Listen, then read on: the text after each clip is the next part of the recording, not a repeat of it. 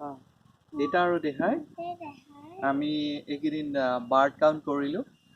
আমাৰ চাৰিওফালে বৰপেটাত আহি আমি বিহুৰ বাৰ্ড কাউণ্ট যোনটো চৰাই গণনা আমি প্ৰতি ৰাতিপুৱা 8টা বজাৰ পৰা 10টা বজালৈকে আৰু আবেলি 2টা বজাৰ পৰা 4টা বজালৈকে আমি ইয়াৰ চাৰিওকাষৰ চৰাই গণনাবিলাক কৰিছিলোঁ।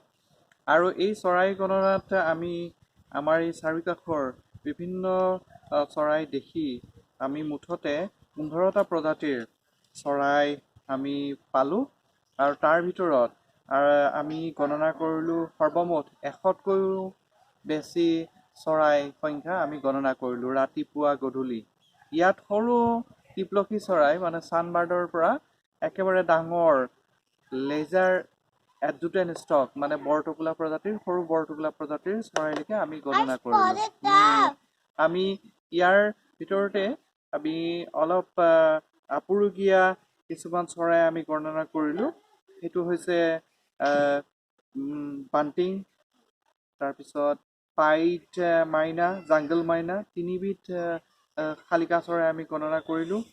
তাৰপিছত চেষ্টাত বালিত, তাৰপিছত এগ্ৰেট, বন হেৰন, তাৰপিছত আমি এটা পালোঁ কুকুহা চৰাই, ডাউক, তাৰপিছত ৰবিন, বুলবুল। মই অসমীয়া ইংৰাজী দুইটা ভাষাতে ক'বলগীয়া হৈছে।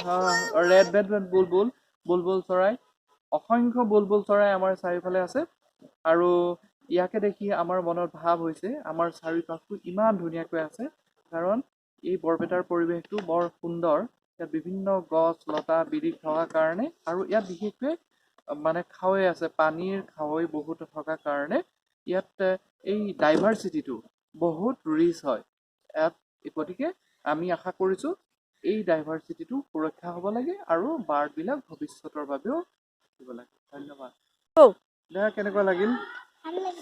ভাল লাগিলে। আৰু মই ইয়াত এটা বস্তু এটা কৈ লওঁ। আমি বাৰ্ড গণনাত আমি কি কৰিছিলোঁ?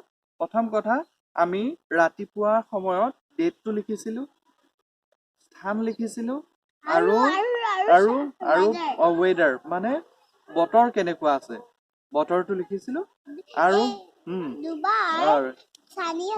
হয় আৰু আমি এটা লক্ষ্য কৰিছিলোঁ, বতৰটো যদি বেছি ৰ'দ হয় তেতিয়াও বেলেগ বেলেগ চৰাই আহিছিল, বতাহ দিলে বেলেগ বেলেগ চৰাই আহিছিল, আৰু ডাৱৰীয়া কুঁৱলী থাকিলেও এটা বেলেগ বেলেগ চৰাই আমাৰ ইয়াৰ চাৰিওফালে দেখা গৈছিল।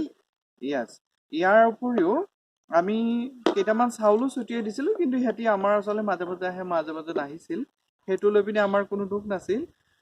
আমি এই বাৰ্ড কাউণ্টিঙৰ কাৰণে আমি চালিমালিৰ এখন কিতাপ আমি লৈছিলোঁ, চালিমালিৰ এখন the book of Indian birds. ইয়াৰ উপৰিও আমি বেলেগ বেলেগ বাৰ্ড লওঁ, কিন্তু চালিমালিৰ বুক অফ ইণ্ডিয়ান বাৰ্ডছ এখন সুন্দৰ কিতাপ। আৰু ইয়াত বিভিন্ন চৰাইৰ বৰ্ণনা সুন্দৰভাৱে উল্লেখ কৰা আছে। দেখিছানে? আৰু ইয়াত চৰাইৰ বিষয়ে থকাৰ উপৰিও চৰাইৰ ভৌগোলিক অৱস্থিতি, চৰাই কি খায়, চৰাই আকাৰ, সকলোবিলাক আছে। ইয়াৰ লগতে আমি এইবিলাক লিখিও গৈছিলোঁ এখন কাগজত, আৰু এইখিনি সদায় দেহাই কৰিছিলে। আমি কালি দেহাই লিখা আছিলে, এইখিনি দেহাৰ হাতেৰে লিখিছে। তাৰপিছত ডাঙৰ ডাঙৰ আখৰেৰে এইবিলাক দেহাই লিখিছে। বাৰ্ড এইবোৰ এনেকে ধৰণে বাৰ্ড কাউণ্টিং কৰিছে। বাৰ্ডবিলাক কাউণ্টিং কৰি আমি সকলোকে জনাব বিচাৰিছোঁ, সকলোৱে কৰক। খিৰিকীৰে দেখা চৰাইবিলাকো গন্তি কৰক আৰু চৰাইৰ বিষয়ে জানক।